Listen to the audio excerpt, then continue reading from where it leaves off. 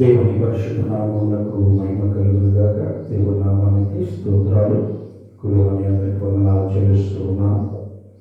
దేవుని వాక్యాన్ని మనము ధ్యానం చేసుకుందాము. పరిశుద్ధ గ్రంథము నుండి అపోస్తలుడైన పౌలు గలతీయులకు రాసిన పత్రిక 4వ అధ్యాయము 4వ వచనాన్ని చదువుకున్నాం. గలతీయులకు రాసిన పత్రిక 4వ అధ్యాయము 4వ వచనం. అయితే కాలము పరిపూర్ణమైనప్పుడు దేవుడు తన కుమారుని పంపాడు. ఆయన స్త్రీ యందు పుట్టి మనము దత్తపుత్రులము కావలెనని ధర్మశాస్త్రమునకు లోబడి ఉన్న మన వారిని విమోచించుటకై ధర్మశాస్త్రమునకు లోబడిన వాడాయను. చిన్న ప్రార్థన చేద్దాం. ప్రేమ కలిగిన తండ్రి, స్తోత్రాలు. ఈ వాక్యము మీరు దీవించండి. ఈ వాక్యములోని ఆత్మీయ సత్యాలు మేము నేర్చుకోవడానికి సహాయం చేయండి. వచ్చిన బిడ్డలను శ్రద్ధాంతరము ద్వారా వింటున్న బిడ్డలందరినీ మీరు దీవించండి. ఈ వాక్యము విరిసి మాకు వడ్డించండి. నిలబడిన నేను ఎందుకు పనికిరాని వాడు, మీ ఆత్మతో నింపండి. మీ నోటి బోరగా నన్ను వాడుకోవాలి. మీరే మహిమ పొందమని యేసు నామమున ప్రార్థిస్తున్నాము తండ్రి, ఆమేన్.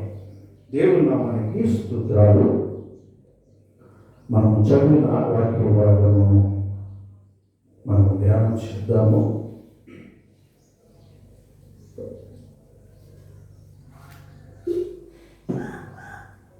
అపోస్తలుడైన పౌలు గలతీలో ఉన్న సంఘానికి వ్రాస్తూ ఈ మాటలో తెలియజేస్తూ ఉన్నాడు. ప్రభు రాకడని గురించి తెలియజేస్తూ ఉన్నాడు. యేసు ప్రభు ఈ లోకానికి ఎప్పుడు వచ్చాడు అనే విషయాన్ని పౌలు గారు చెప్తున్నారు. అయితే కాలము పరిపూర్ణమైనప్పుడు, కాలము పరిపూర్ణమైనప్పుడు యేసు ప్రభు లోకాన్ని రక్షించడానికి లోకరక్షకుడుగా ఈ లోకానికి వస్తాడని దేవుడు వాగ్దానం చేశాడు.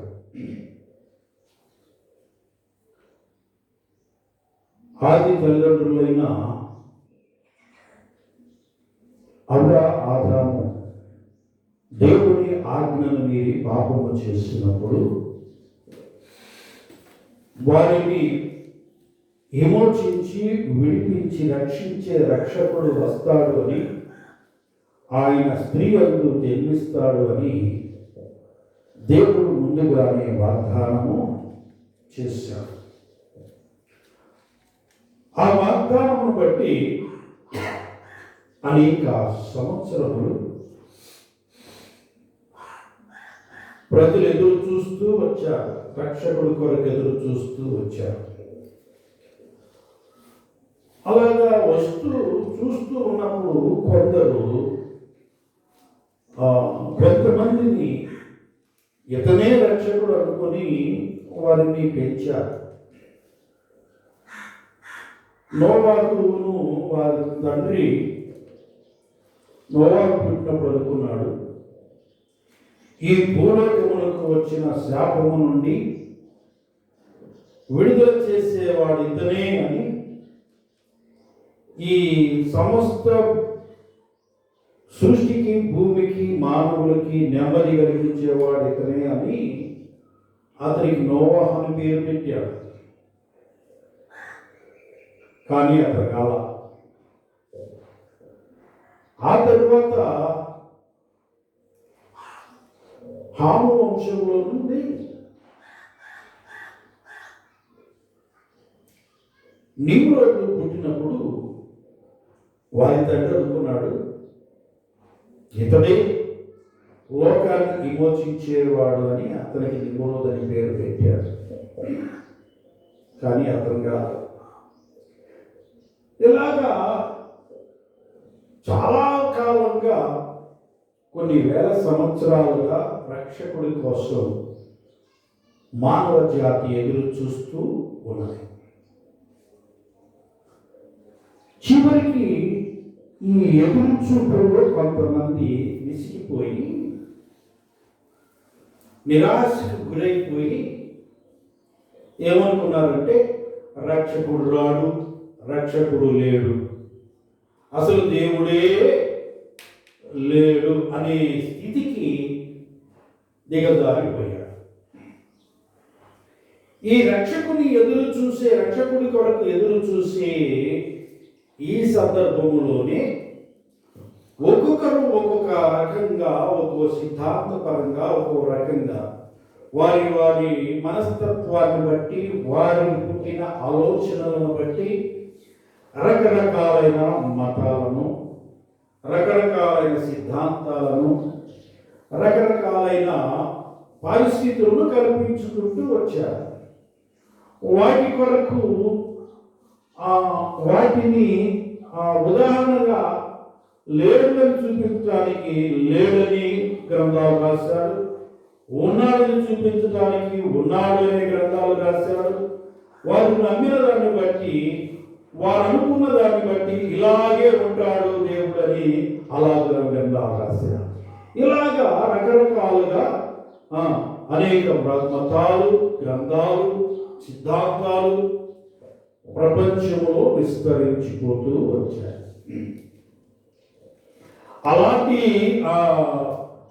ఆలోచనల నుండి పుట్టుకొచ్చిందే డార్విన్ సిద్ధాంతం కూడా. డార్విన్ అనుకున్నాడు దేవుడు లేడు, దైవం లేదు, ఏమి లేదు.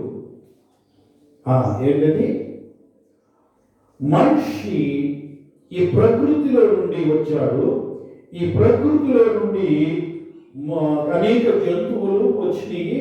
ఆ జంతువుల్లోని ఒక జంతువు అయిన కోతి నుండి మానవుడు ఉద్భవించాడు అని అతను ఊహ కొద్దీ ఒక గ్రంథాన్ని రాశాడు. అది ప్రపంచంలోనికి తీసుకొచ్చి ప్రవేశించాడు.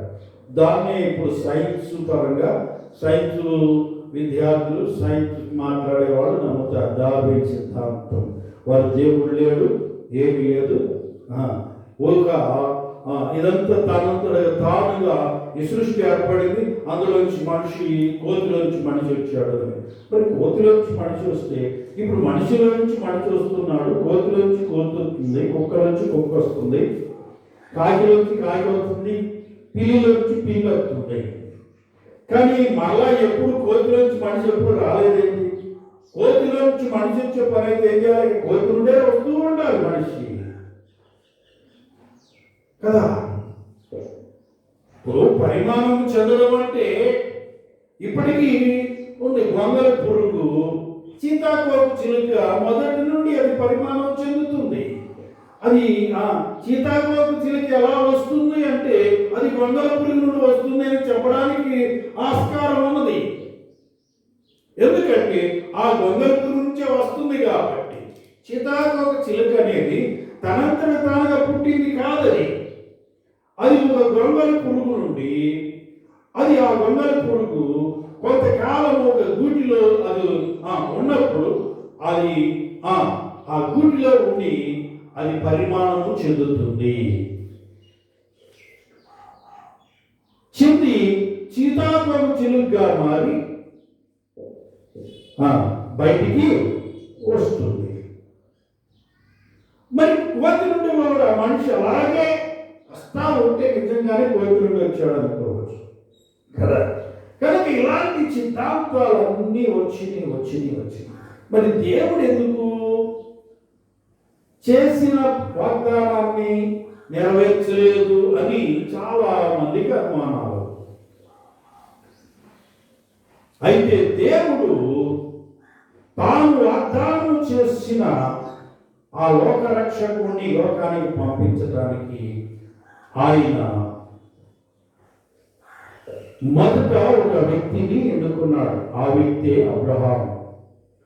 ఆ వ్యక్తి నుండి అబ్రహాము నుండి ఇస్సాకు నుండి యాకోబు నుండి 12 మంది కుమారులను ఏర్పరచుకొని అక్కడ నుండి తన రక్షకుడిని లోకానికి పంపించడానికి ఒక ప్రత్యేక జనాంగాన్ని ఏర్పాటు చేసుకున్నాడు. ఆ ప్రత్యేక జనాంగమే ఇశ్రాయేలు ప్రజలు. ఈ ఇశ్రాయేలు ప్రజలలో నుండి రాజులు వచ్చారు. ఆ రాజులలో ఆ దావీదును దేవుడు ఏర్పరచుకున్నారు. దావీదును దేవుడు ఏర్పరచుకొని దావీదుకు దేవుడు వాగ్దానం చేశాడు, నీ సంతానములో నుండి వచ్చువాడు ఈ నిరంతరము నీ సింహాసనంపై ఆసీనుడై ఉండి పరిపాలిస్తాడు అని. ఈ రాజవంశములో నుండి, ఈ దావీదు వంశములో నుండి సొలొమోను నుండి రాజవంశము విస్తరిస్తూ వచ్చింది. కానీ చివరికి వచ్చేటప్పటికి ఈ రాజవంశమును అపవాది ఎప్పటికప్పుడు చెడగొట్టడానికి పడగొట్టడానికి ప్రయత్నం చేస్తూ వచ్చాడు. అలాగే సొలొమోనుని చెడగొట్టాడు. అలాగే ఇంకా చాలా వచ్చిన రాజులు చాలా వరకు అందరినీ చెడగొట్టుకుంటూనే వచ్చారు. ఏ కొందరు దేవుని చిత్త ప్రకారంగా నడుస్తూ వచ్చారు. అలా వచ్చిన వారిలో చివరిగా ఒకడున్నాడు. రాజ్యము పోయింది, ప్రజలు చెరలోకి వెళ్ళిపోయారు. బబులోను చెరకు వెళ్ళిన తరువాత అప్పుడు దేవుడు ఈ ఇశ్రాయేలు ప్రజలు చేసిన పాపమును బట్టి ఇసిగిపోయి దాని కారకుడైన రాజును శపించాడు. మీరు ఇర్మియా గ్రంథం 22వ అధ్యాయంలో ఆ విషయం మనకు కనపడుతుంది. శపించి అన్నాడు, ఇక దావీదు సింహాసనము పైన వీడి సంతానమిక ఎన్నటికీ సింహాసనము ఎక్కదు అని చెప్పాడు.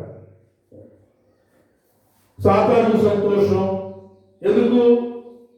దావీదు సింహాసనం మీద ఒక ఆశీనుడై ఉంటాడు, వారి వల్లే రక్షణ జరుగుతుందని చెప్పాడు కనుక ఇప్పుడు దావీదు సింహాసనం ఎక్కడానికి ఇక ఈ సంతానములో ఎవడు రాడు. ఎందుకంటే దేవుడు శపించేశాడు. కానీ దేవుడు వాగ్దానం చేశాడు, దేవుడు మాట ఇచ్చాడు, దేవుడు శపించాడు కనుక మళ్ళీ మాట వెనక్కి తీసుకోడు. కాబట్టి ఇక ఈ సంతానం నుండి ఎవడు రాడు అనుకున్నాడు. కరెక్టే. ఇక ఆ సంతానంలో నుండి ఎవరు రాజు అయ్యేవాళ్ళు లేరు, సింహాసనం ఎక్కేవాళ్ళు లేరు. కానీ అపవాది మరొక ఆలోచన ఏంటంటే, అది దేవుడు వాగ్దానం చేశాడు కదా, వాగ్దానము నెరవేర్చకుండా ఉన్నాడు కదా, మరి రాజవంశాన్ని శపించేశాడు కదా, మరి ఇప్పుడు రాజు ఎక్కడి నుంచి తీసుకొస్తాడు? మరి దావీదు వంశములో నుండి దావీదు సింహాసనమును అధిరోహిస్తూ వస్తున్న వారిలో ఉండే కదా శాశ్వత రాజ్యం స్థాపించేవాడు రావాలి. మరి ఇప్పుడు ఆ రాజవంశాన్ని శపించాడు కదా, మరి ఇప్పుడు ఎలా తీసుకొస్తాడు అంటే అర్థం కాదు, తలపడుతున్నాడు. అయితే దేవుని ప్రణాళిక వేరుగా ఉన్నది. దేవునికి స్తోత్రం. దేవుని ప్రణాళికను గ్రహించడం అనేది ఎవరి వల్ల? దావీదు సంతానములో నుండి రాజవంశముగా అపవాదికి సొలొమోను సంతానాన్ని చూపిస్తూ వచ్చాడు దేవుడు. దేవునికి స్తోత్రం. ఈ అపవాది ఏం చేశాడంటే, సొలొమోను సంతతిలో వాడే రాజు అవుతాడు, ఆ రాజు వారిలో నుండి వచ్చేవాడే ఒక రక్షకుడు కనుక దీన్ని చెడగొట్టాలని వాడు అదే పనిగా అదే చూస్తూ వచ్చాడు. వాళ్ళనే జరుపుకుంటూ వాళ్ళ మీద దృష్టి పెట్టుకుంటూ వచ్చాడు. కానీ దేవుడు ఒక రక్షకుడిని తీసుకురావడానికి దావీదు వంశములో నుండి మరొకరిని ఏర్పరచుకున్నాడు. దేవునికి స్తోత్రం. హల్లెలూయా. అదే నాతాను వంశము. దేవునికి స్తోత్రం. నాతాను వంశమును దేవుడు ఏర్పరచుకున్నాడు. నాతాను వంశము అంత గొప్పదేమి కాదు, రాజ్యపాలన చేసింది కాదు, మంత్రులు చేసినాడు కాదు, అధికారులు కాదు, ఏం గొప్ప అయితే వాళ్ళు పక్కన నెట్టివేయబడిన వాళ్ళుగా ఉన్నారు. ఏదో కష్టపడి పనిచేసుకునేవాళ్ళు, అంత పేరు ప్రతిష్టలు కలిగిన వారు కాదు. నాతాను బాధపడి ఉంటాడు. నా తండ్రి నాకంటే చిన్నవాడికి రాజ్యాన్ని అడ్డపెట్టాడు, నాకు రాజ్యం లేకుండా చేశాడు, నన్ను అనాథకుడిగా నెట్టేశాడు అని చెప్పి నాతాను బాధపడి ఉంటాడు. తప్పనిసరిగా అది సహజంగా జరుగుతుంది. ఎందుకంటే ఒక తండ్రి బిడ్డలు ఒకరిని గొప్పవారిగానో మరొకరిని ఎందుకు పనికిరాని వారిగా తండ్రి చూసినప్పుడు ఆ కుమారుడు తప్పనిసరిగా బాధ కలుగుతుంది. ప్రియ సహోదరుడు, సహోదరి, నీకు కూడా ఒకవేళ అలాగే చూస్తూ ఉన్నట్లయితే, నీ తల్లిదండ్రులు అలాగే చూస్తున్నారా, నీ బంధుమిత్రులు అలాగే చూస్తున్నారా, లేక నీ భార్య అలాగే చూస్తుందా, నీ బిడ్డలు అలాగే చూస్తున్నారా, ఏం భయపడవద్దు. నిన్ను దేవుడు చూస్తున్నాడు. హల్లెలూయా. నీవు దేవుని కృపలో ఉన్నావు, దేవుని దృష్టిలో ఉన్నావు.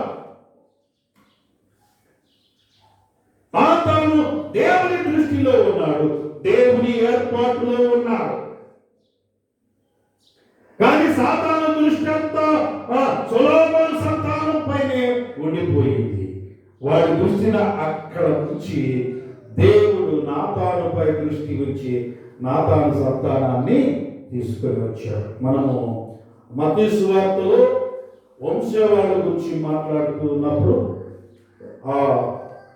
మత్తయి సువార్త ప్రారంభిస్తూ అంటాడు మత్తయ్య, అబ్రహాము కుమారుడైన దావీదు కుమారుడు యేసుక్రీస్తు వంశావళి అని రాస్తాడు. అబ్రహాము కుమారుడు దావీదు, దావీదు కుమారుడు యేసుక్రీస్తు అని రాస్తూ అక్కడ నుండి సొలొమోను వంశం అంతని రాసుకుంటూ వస్తాడు. వచ్చిన తర్వాత ఆ చివరికి వచ్చేటప్పుడు అంటాడు, మరియా యేసేపుకు ప్రదానము చేయబడిన కన్యకైన మరియయందు క్రీస్తు పుట్టెను అంటాడు. ఎవరు అంట? కన్య అయిన మరియకు పుట్టెను. అతడు యేసేపు కుమారుడుగా ఎంచబడిను. దేవునికి స్తోత్రం. ఏమైనా యేసేపు కుమారుడిగా ఎంచబడ్డాడే కానీ యేసేపు కుమారుడు కాదు. మరి ఇప్పుడు దావీదు వంశంలో నుంచే రావాలి. దావీదు వంశం నుంచి వచ్చినప్పుడు యేసేపు కుమారుడు అయినట్లయితే యేసేపు వంశము శపించబడినది. రాజుగా ఆయన రాజుగా ఎంచబడటానికి పనికిరాడు. ఎందుకంటే యేసేపు వంశము శపించబడినది కనుక, యేసేపు వంశము శపించబడింది కనుక యేసేపు కుమారుడుగా రావడానికి లేదు. అందుకే యేసేపుకు ప్రదానము చేయబడిన కన్య అయిన మరియకు పుట్టాడు. కన్య అయిన మరియకు పుట్టాడు. మరి దావీదు వంశం ఎట్లా ఉంది? దావీదు వంశస్థుడిగా ఎలా ఉన్నాడేనా అని మనం గమనిస్తే లూకా సువార్త 4వ అధ్యాయంలో లూకా సువార్తలో లూకా వంశావళి రాస్తాడు. ఆ వంశావళి రాసినప్పుడు లూకా కింద నుంచి పైకి వెళ్తాడు. మత్తయి పై నుంచి కిందకు వస్తాడు. అబ్రహాము దగ్గర నుంచి కిందకు వస్తాడు. లూకా క్రీస్తు దగ్గర నుండి పైకి వెళ్తాడు. ఈ పైకి వెళ్ళేటప్పుడు వంశావళిని రాస్తూ అంటాడు, దావీదు ఎవరికి తండ్రి అంటే నాతాను తండ్రి అని రాస్తాడు. నాతాను దావీదునకు కుమారుడు అని రాస్తాడు. ఎవరన్నా? నాతాను దావీదు కుమారుడు. నాతాను వంశములో నుండి వచ్చిన వాడు. యేసేపు ఏలి కుమారుడు అని రాస్తాడు కింద. ఎవరి కుమారుడు అంట? ఏలి కుమారుడు. మరి మత్తయి సువార్తలో చూస్తే ఏముంది? యెషయా కుమారుడైన యేసేపు అని రాస్తాడు. వాస్తవంగా ఏలి యెషయా కుమారుడే. మరి ఏలి కుమారుడు ఎలా అయ్యాడు అంటే వారి ఇశ్రాయేలుల లెక్క ప్రకారంగా, ఇశ్రాయేలు యొక్క లెక్క ప్రకారంగా ఒక వ్యక్తికి మగ సంతానం లేకుండా ఆడపిల్లలే కనుకపోతే ఆ ఆడపిల్లను వివాహం చేసుకున్న వాడు ఆ వంశమునకు కర్తగా ఉంటాడన్నమాట. ఆ వంశపు వారసుడుగా ఉంటాడు. అంటే ఇప్పుడు యోసేపు అటు యెషయా కుమారుడుగా సొలొమోను వంశపు వారసుడుగాను, ఇటు మరియను వివాహమాడటం ద్వారా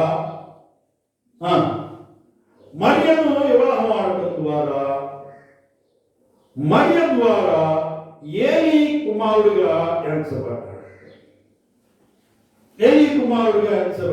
ఇప్పుడు నాతాను సంతతిలో వారసుడుగా అయ్యాడు.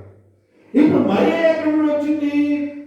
నాతాను సంతతిలో నుండి మరియమ్మ వచ్చింది. ఇప్పుడు నాతాను సంతతిలో నుండి వచ్చిన మరియమ్మ, సొలొమోను సంతతిలో నుండి వచ్చిన యేసు. ఇప్పుడు యేసు ప్రభు ఎక్కడి నుంచి వచ్చాడు? దావీదు వంశములో నుండే వచ్చాడు. దేవునికి స్తోత్రం. అది దేవుని యొక్క ప్రణాళిక. అలాగున కాలము సంపూర్ణము అయినప్పుడు దేవుడు తన కుమారుణ్ణి పంపించాడు. దేవునికి స్తోత్రం. ఈ కాలము సంపూర్ణమైనది. లోకమును రక్షించడానికి తన కుమారుని పంపించే కాలము సంపూర్ణమైనది కనుక దేవుడు ఆ యొక్క గబ్రియేలు దూతను పిలిచి అన్నాడు, నీవు నేను చెప్పే గ్రామానికి వెళ్ళు, ఆ గ్రామంలో నేను చెప్పిన స్త్రీని దర్శించు, ఆమెతో ఈ వర్తమానం అందించు అని చెప్పాడు. ఏమిటా గ్రామము అంటే నజరేతు. దేవునికి స్తోత్రం. హల్లెలూయా. నజరేతు. ఈ గబ్రియేలు అనుకుని ఉండొచ్చు, ఏమని, భూలోకానికి నన్ను వెళ్ళమంటాడు కాబట్టి ఏ రాజవంశంకో వెళ్ళమన్నాడేమో, ఏ గొప్ప పట్టణానికి వెళ్ళమంటాడేమో, ఓ గొప్ప వంశానికి చెందిన వ్యక్తి దగ్గరికి వెళ్ళమంటాడేమో అనుకున్నాడు. కానీ దేవుడు చెప్పింది ఏమంటే, నజరేతుకు వెళ్ళు, ఆ నజరేతులో ఉన్న మరియ యొద్దకు వెళ్ళమన్నాడు. దేవునికి స్తోత్రం. నజరేతు అనేది ఇశ్రాయేలు దేశములో త్రోసివేయబడిన దేశం, పట్టణం, ఒక కుగ్రామం. అది కొండగ చర్యల్లో కొండ ప్రాంతంలో ఉండే ఒక కుగ్రామము నజరేతు. ఈ నజరేతును గురించి బైబిల్లో రాయబడింది ఏంటంటే, నజరేతులో మంచి అనేదే లేదంట. నజరేతులో ఏం లేదు? మంచి లేదు, మంచివాడు లేడు, మంచి వ్యక్తి లేడు, మంచితనం లేదు. నజరేతును గురించి ఏమంటే, అది చీకటిలో ఉన్న ప్రాంతము అంటాడు. చీకటి ప్రాంతము, వెలుగు లేని ప్రాంతం, దుర్మార్గులు నివసించే ప్రాంతం, అది చెడిపోయిన ప్రాంతం. అది ఆ చెడిపోయిన ప్రాంతములో, మంచి అనేది లేని ప్రాంతములో ఒక స్త్రీ ఉన్నది. ఆమె వయసు మహా ఉంటే ఓ 16-17 సంవత్సరాల వయసు ఉంటుంది. ఆ స్త్రీ పేరు మరియా. మరియా అంటే అర్థము షేదు లేక తిరుగుబాటు అని అర్థం. ఏంటంట? మరియా అనే పేరుకి అర్థం ఏంటి? షేదు లేక తిరుగుబాటు. ఎక్కడికి వెళ్ళాలి ఇప్పుడు? గబ్రియేలు ఎక్కడికి వెళ్ళాలి? ఒక త్రోసివేయబడిన ఒక పనికిరాని గ్రామానికి వెళ్ళాలి. ఆ గ్రామంలో షేదు అనే ఒక స్త్రీ దగ్గరికి వెళ్ళాలి. తిరుగుబాటు అనే స్త్రీ దగ్గరకు వెళ్ళాలి. ఏదో మంచి గ్రామానికి మంచి వ్యక్తి దగ్గర పంపిస్తావు అనుకుంటే, నేను ఇలాంటి వ్యక్తి దగ్గర పంపిస్తున్నావు అని దేవుని అడగలేదు. ఎందుకంటే వాళ్ళు ఎప్పుడు దేవదూతలంతా ఎప్పుడు దేవుని ఆజ్ఞ కొరకు ఎదురు చూస్తూ ఉంటారంట. దేవుడు ఏం చెప్తే అది తూచా తప్పకుండా చేయడానికి. దేవునికి స్తోత్రం. హల్లెలూయా. గబ్రియేలు దూత అలాగే ఆ నజరేతు గ్రామానికి వచ్చింది, ఆ మరియమ్మ దగ్గరికి వచ్చింది. ఆమె పేరు చేదు కానీ, ఆమె పేరులో తిరుగుబాటు ఉంది కానీ ఆమె జీవితంలో తిరుగుబాటు లేదు. దేవునికి స్తోత్రం. ఆమె జీవితంలో చేదు లేదు. చేదు అనుభవాలలో గుండా వెళ్ళిన ఆమె జీవితం మధురమైనది. హల్లెలూయా. కాబట్టి ఒక చేదు ప్రాంతంలో, ఒక పనికిమాలిన ప్రాంతంలో, ఒక చేదు పేరు కలిగిన వ్యక్తి దగ్గరకు దేవుడు దృష్టి ఇచ్చాడు. హల్లెలూయా. ఎందుకో తెలుసా? ఆమె జీవితం చేదు కాదు కనుక, ఆమె జీవితము తిరుగుబాటు లేని జీవితము కనుక, లోబడే జీవితము కనుక ఆమె ఎద్దకు దూతను పంపించారు. ఆ దూత వచ్చి ఆ మరియమ్మతో మాట్లాడుతూ, మరియమ్మ, దేవుడు ఇలా నన్ను పంపించాడని చెప్పలేదు. మొదట దూత దగ్గరకు వచ్చి మరియమ్మ ఏమంటుంది? దయాప్రాప్తురాలా, నీకు శుభము. దేవునికి స్తోత్రం. హల్లెలూయా. నీవు చేదువు, నీ తిరుగుబాటుకు, నీ పేరులో తిరుగుబాటు ఉంది, నీ పేరులో చేదు ఉంది, నీవు అనుభవించే అనుభవంలో చేదు ఉంది. అయినను దేవుడు నీ పట్ల దయ చూపించాడు. దేవునికి స్తోత్రం. నీ బ్రతుకు చేదు బ్రతుకైనా, నీ బ్రతుకు తిరుగుబాటు చేసే బ్రతుకైనా, నీ మాటలు తిరుగుబాటు చేసేవైనా, నీ ఆలోచన తిరుగుబాటు చేసేవైనా, నీవు లోపలని వ్యక్తివైనా, దేవుడు నీపై చూస్తూ ఉన్నాడు. దేవుడు నీపై దయ చూపిస్తూ ఉన్నాడు. నీవు దేవుని దయ పొందిన దానవు, నీవు దయాప్రాప్తురాలవు. హల్లెలూయా. నీవు దయాప్రాప్తురాలవు. ఎందుకో తెలుసా? నీకు శుభము, నీకు శుభము. మరి మంది ఏమిటో ఆ శుభవచనము, ఏమిటో ఆ శుభవచనం? ఇదిగో నీవు గర్భము ధరించి కుమారుని కంటావు, అతనికి యేసు అని పేరు పెట్టు. ఇదేంటయ్యా? నేను పురుషుని ఎరుగిన దానని, ఇది నాకెలాగ సంభవించును అని మరి అడిగినప్పుడు, దేవుని సన్నిధిలో నీవు ఉన్నావు, దేవుని కృపలో నీవు ఉన్నావు, దేవుని ఆత్మ నీ మీదకు వస్తాడు, దేవుని శక్తి నీకు కలుగుతుంది. ఆ దేవుని శక్తి ద్వారా, దేవుని ఆత్మ ద్వారా నీవు గర్భాన్ని ధరిస్తావు. పుట్టబోవు శిష్యువు దావీదు సింహాసనమును అధిరోహించువాడై దేవుని కుమారుడు అనబడతాడు. దేవునికి స్తోత్రం. హల్లెలూయా. ఈ మాట వినగానే మరీ ఇచ్చిన జవాబు ఏంటో తెలుసా? ఎంత గొప్ప జవాబు! నేను ప్రభు దాసురాలను, ఆయన చిత్త ప్రకారముగా నాకు జరుగునుగాక అన్నది. దేవునికి స్తోత్రం. ఎంత గొప్ప సంగతి! నేను ప్రభు దాసురాలను, ఆయన ఏదనుకుంటే నా జీవితంలో జరగాలి అంతే. దీనికి నేను అడ్డు చెప్పను. కానీ అన్న మాట చాలా మనం సులభంగా తీసుకోవడానికి వీలు లేదండి. ఎందుకో తెలుసా? ఇశ్రాయేలు ప్రజలు వివాహం కాకుండా గర్భవతి అయినట్లయితే ఏం చేయాలి? రాళ్ళతో కొట్టి చంపుతారు. అంటే ఇప్పుడు నేను ప్రభుదాసులను, ఆయన చిత్త ప్రకారంగా నాకు జరుగునుగా కానీ అంటుంది అంటే తను సమర్పించుకుంటుందండి. దేనికి సమర్పించుకుంటుంది? మరణానికి సమర్పించుకుంటుంది, మరణానికి అప్పగించుకుంటుంది. అందుకే దేవుడు ఏం చేశాడో తెలుసా? దేవుడు అనంత జ్ఞాని. దేవునికి స్తోత్రం. ఆమె తల్లిదండ్రుల స్వాధీనంలో ఉండకుండా ఆమెను అంతకు ముందే యేసేపుతో ప్రదానము చేయబడటానికి కొరకు చూపాడు. దేవునికి స్తోత్రం. యేసేపుతో ప్రదానము చేయబడినది కనుక ఇప్పుడు తల్లిదండ్రుల స్వాధీనంలో లేదు, యేసేపు స్వాధీనంలోనికి వెళ్ళిపోయింది. హల్లెలూయా. ఎందుకంటే తల్లిదండ్రుల స్వాధీనంలో కనుక ఉండే పని అయితే ఈమెను రాళ్లతో కొట్టి చంపడానికి కానీ ఏదైనా చేయడానికి కానీ తల్లిదండ్రులకు అధికారం ఉంటుంది. కానీ ఇప్పుడు ఆమెపై సర్వాధికారం ఎవరికి ఉంది? యోసేపుకు ఉంది. యోసేపుకు ఉంది. ఏం చేసినా క్షమించినా యోసేపే క్షమించాలి, శిక్షించినా యోసేపే శిక్షించాలి.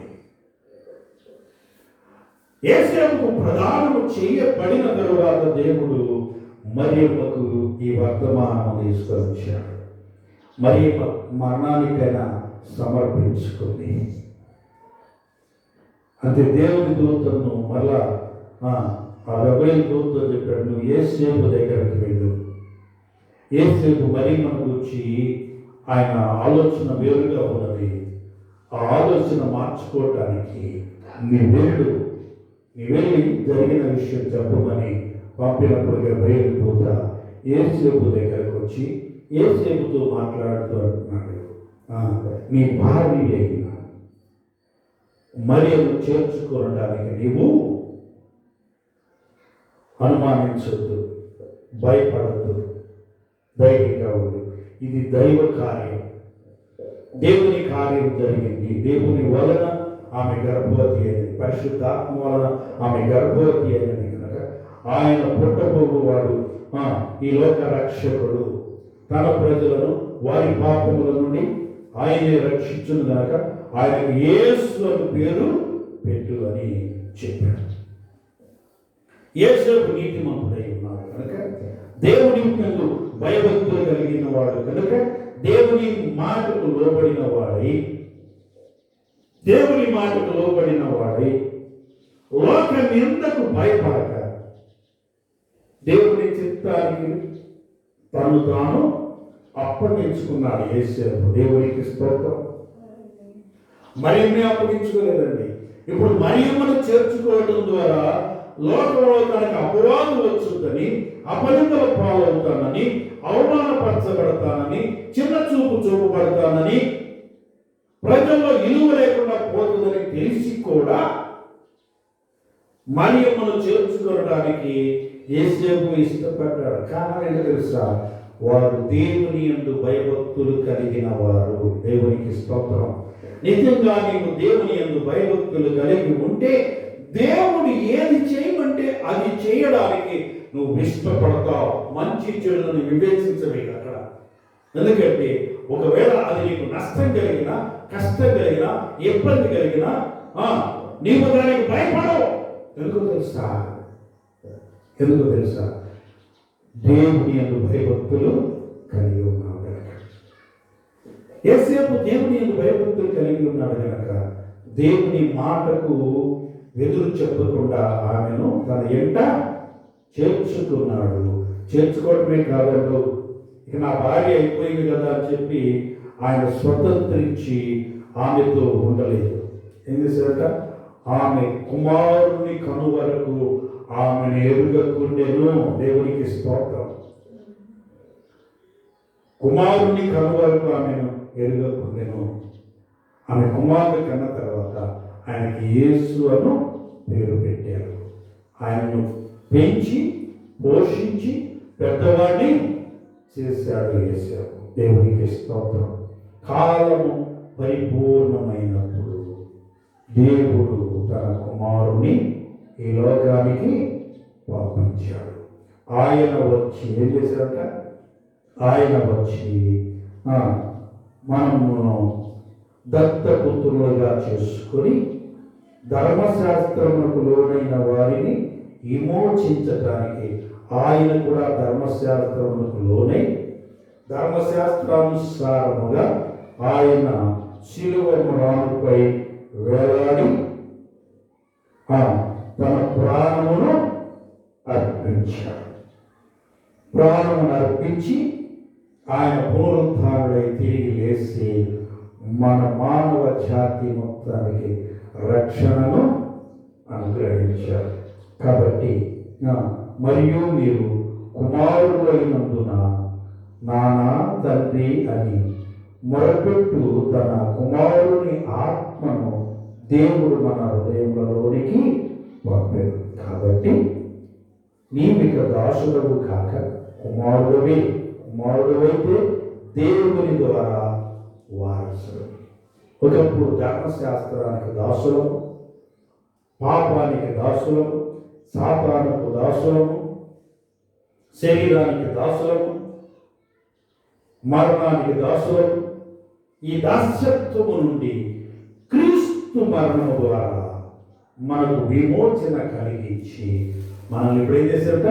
కుమారులుగా చేశారట. దేవునికి స్తోత్రం, హల్లెలూయా. దేవునికి కుమారులుగా చేశారు. దేవుని కుమారులుగా చేయడం ద్వారా మనం ఇప్పుడు ఏమయ్యామంట? వారసులం. ఎవరికి? దేవుని వారసులం. దేవునికి మనం ఇప్పుడు వారసులమై ఉన్నాము. కాలము పరిపూర్ణమైనప్పుడు దేవుడు తన కుమారుని లోకానికి పంపించి పాప దాస్యత్వములో ఉన్న మనలను, మరణ దాస్యత్వములో ఉన్న మనలను, ధర్మశాస్త్ర దాస్యత్వములో ఉన్న మనలను, శరీర దాస్యత్వములో ఉన్న మనలను విడిపించి విమోచించి ఇప్పుడు మనల్ని దేవునితో సమాధానపరచడమే కాకుండా ఆయన కుమారులుగా మనలను అంగీకరింపచేసిన వాడు యేసు క్రీస్తు.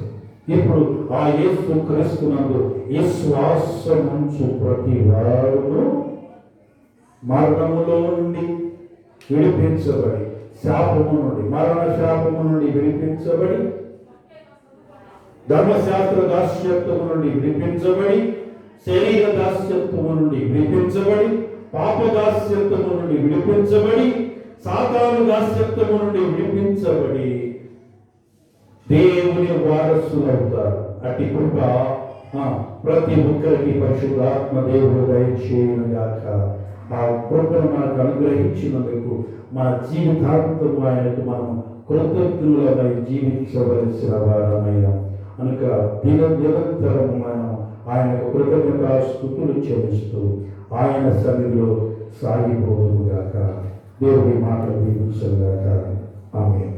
ప్రార్థన చేద్దాం. ప్రేమ స్తోత్రాలు. కాలం మాతో ఉండి మీరు మాట్లాడి మాకు నేర్పించిన దాన్ని బట్టి స్తోత్రాలు చెల్లిస్తున్నాం.